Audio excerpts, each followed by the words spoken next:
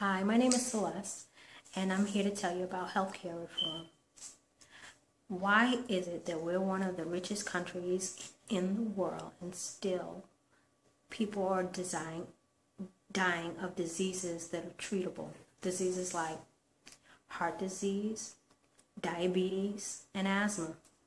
Well, it's because the only time that those people are seen is in the emergency room when they're under critical care.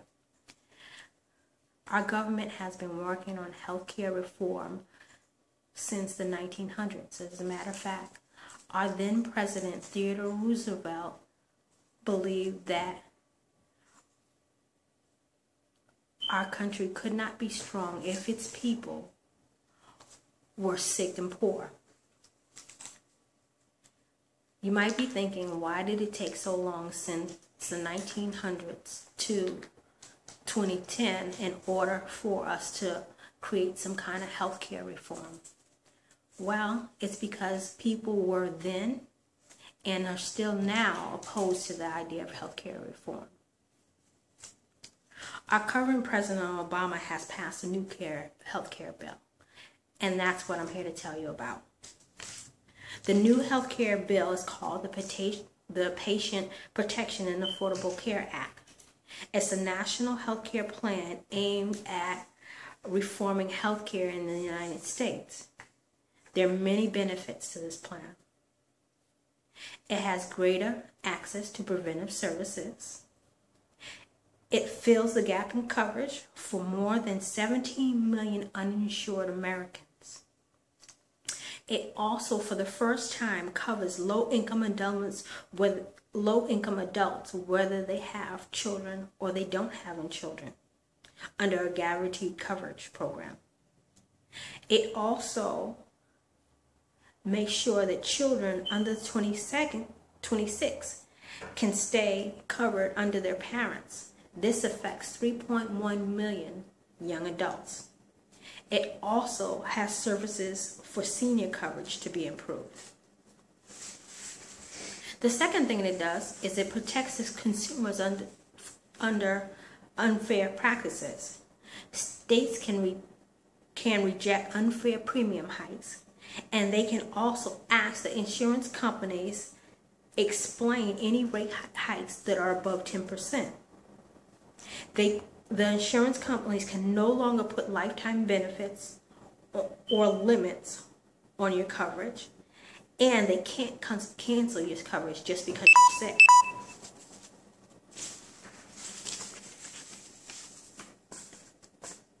The Affordable Care Act will also cut down on fraud. Fraud is when the government is billed for services or supplies not received. It's also when the government is billed for services that are not even needed. And this happens a lot with seniors. It fights fraud through tougher screening practices,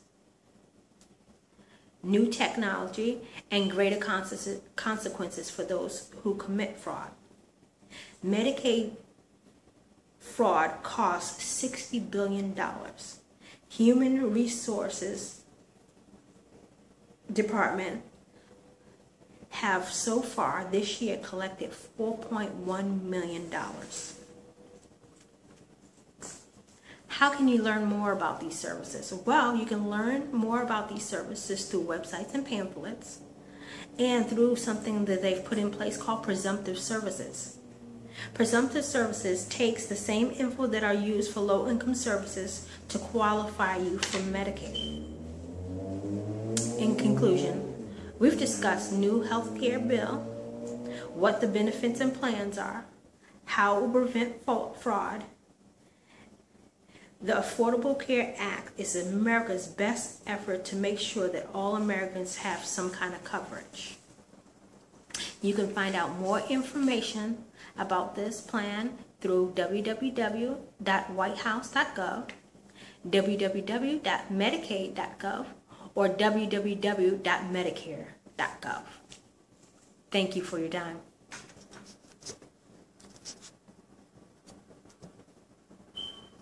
What did you guys think about my dinner theater, my speech and stuff?